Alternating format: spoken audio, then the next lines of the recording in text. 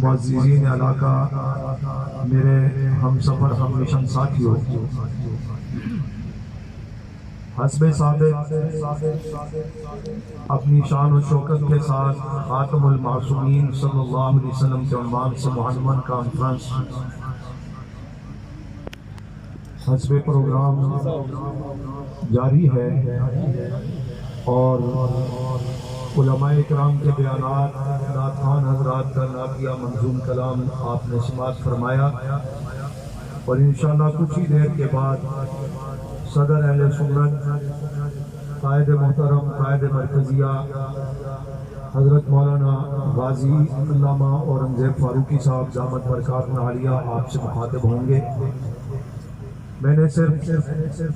اپنے ان دوستوں کا شکریہ بھی ادا کرنا ہے، انہیں خراج تحسین بھی پیش کرنا ہے کہ جو تمام تر مشکلات کے باوجود ناموس رسالت، ناموس صحابہ اہل بیت کے تحفظ کے لیے شب و روز کوشاں ہیں، اور محنت کر کے سردی کی شدت میں جو کام ان کے ذمہ لگایا جاتا ہے اسے بڑی دلچسپی، بڑی جانفشانی کے ساتھ سر انجام دیتے ہیں۔ آج کی یہ کانفرنس بھی انہی دوستوں کی محنت کا نتیجہ ہے، جس میں بالخصوص مولانا مفتی تنویر عالم صاحب، حافظ نصیر احمد صاحب، اور ان کے ساتھ مولانا بلال عمر صاحب اور قاری عبد الواحد صاحب، اور اسی انداز میں حافظ احسان صاحب، قاری سرفراز صاحب، قاری فضل کریم صاحب، بھائی ناصر صاحب، قاری زکریا صاحب، اور دیگر رفقاء، کچھ نام رہ بھی جائیں گے مجھ سے، جو بھی ذمہ دار ہیں جنہوں نے شب و روز محنت کی، اس کانفرنس کو کامیاب کیا۔ اللہ پاک انہیں جزائے خیر عطا فرمائے۔ آپ حضرات بھی اپنے قیمتی اوقات سے وقت نکال کر تشریف لائے، اللہ آپ کو بھی جزائے خیر دے۔ انہی جذبوں کے ساتھ اگر ہم آگے بڑھتے رہیں گے اور تمام تر پرفتن حالات، بے حیائی یا مہنگائی یا موسم کی شدت کے باوجود اگر آپ اپنا ایمانی فریضہ سر انجام دیتے رہیں گے تو انشاءاللہ اللہ کے رسول صلی اللہ علیہ وسلم کی ختم نبوت، صحابہ اکرام اہل بیت کی عظمت پر جو جس دروازے سے جس انداز میں بھی حملہ کرنے کی کوشش کرے گا، کوئی تبرہ کرتا ہے، کوئی گستاخی کرتا ہے، کوئی سازشیں کرتا ہے، تو یہ چوکی دار، یہ پہرے دار کھڑے ہوئے ہیں، انشاءاللہ ہر موقع پر یہ پہرہ دیتے رہیں گے، اور آپ کی اسی محنت کے نتیجے میں دشمن کسی بھی سازش میں انشاءاللہ کامیاب نہیں ہو سکے گا۔ وہ روح بدل کر کے آئے، تبلیغی جماعت کی ٹوپی پہن کر آئے، یا وہ جمعیت علماء اسلام کا لباس یا پگڑی مولانا فضل الرحمان صاحب والی پہن کے آئے، یا طارق جمیل صاحب والی پگڑی پہن لے، حاجی عبد الوہاب صاحب والا لباس پہن لے، یا عرب کا چوغا پہن لے، یا مولانا سمیع الحق صاحب والی مجاہدین کی پگڑی کی صورت بنا لے، اگرچہ اس میں اتنی ہمت نہیں کہ وہ اس طرح کی پگڑی پہن سکے، دستار باندھ سکے، وہ کوئی بھی لباس، کوئی بھی روپ، کوئی بھی انداز اپنا کر کے آئے، اپنے امام باڑوں کا انداز مسجدوں والا بنا لے، قربت الوسطیٰ کا تصور مدرسے والا پیش کر کے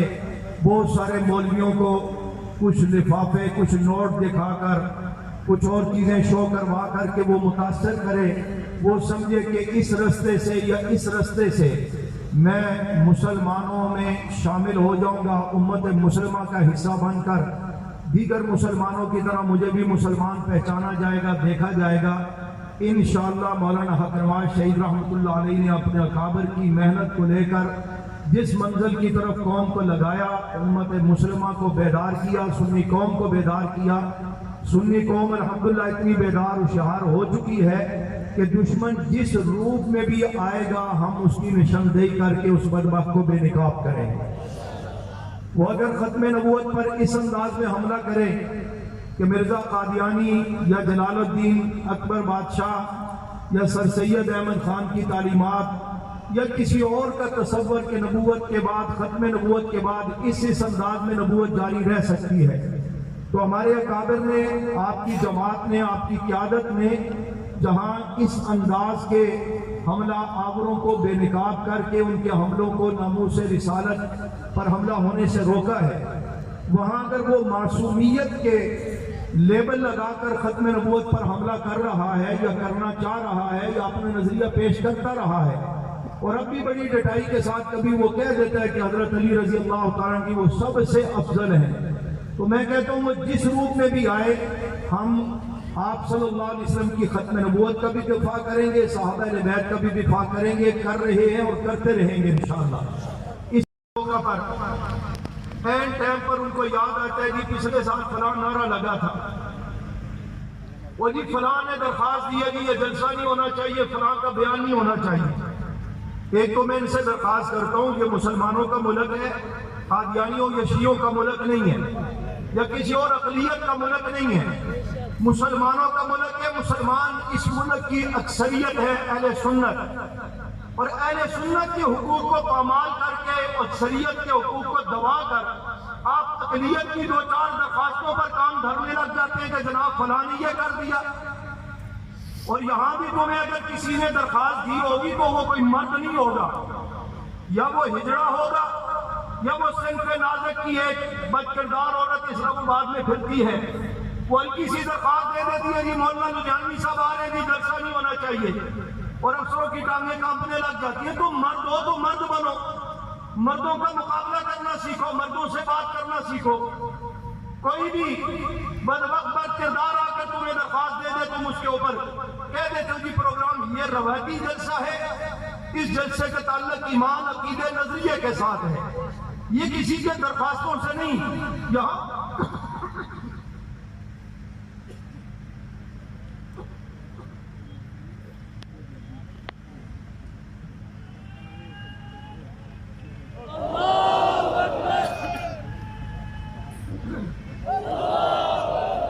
یہ تو گولیوں کے روکنے سے بھی نہیں رکا ہے، یہ قافلے بم دھماکوں سے بھی نہیں رکے ہیں، گولیوں کی بچھاڑ میں بھی نہیں رکے ہیں، اور آئندہ بھی نہیں رکیں گے انشاءاللہ۔ عمران خان صاحب مہینہ ہوا لاہور سے چل کر گجرات وزیر آباد میں روڈ پر بیٹھے تھے، کدھر تھی حکومت، کدھر تھے لا اینڈ آرڈر کے مسئلے، اداروں والے کدھر تھے؟ وہ سیاست کے نام پر پورا مہینہ اسلام آباد میں کوئی دھرنا دے، کوئی روڈ بند کرے، کوئی فیض آباد میں بیٹھا رہے۔ سیاست کے نام پر تو ٹھیک ہے، ہم رسالت کے نام پر، تعفت رسالت کے نام پر آئے تو کہہ دیتے ہیں اٹھو کہ جلسہ نہیں ہو سکتا، پروگرام نہیں ہو سکتا۔ خبردار، آئندہ اگر اس طرح کی چھیڑ چھاڑ کی گئی، ہم نے پچھلے سال بھی لحاظ کیا، آج میں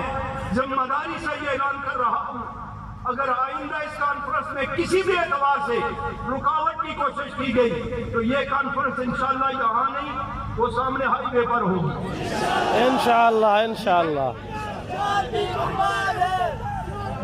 اس لیے چھوٹی موٹی باتوں سے آ کر ہمیں پریشان نہ کیا کرے۔ آخری بات عرض کرتا ہوں، کچھ تو بھی ایک ناساز ہے، اس لیے میں زیادہ کھل کے بات نہیں کر سکتا۔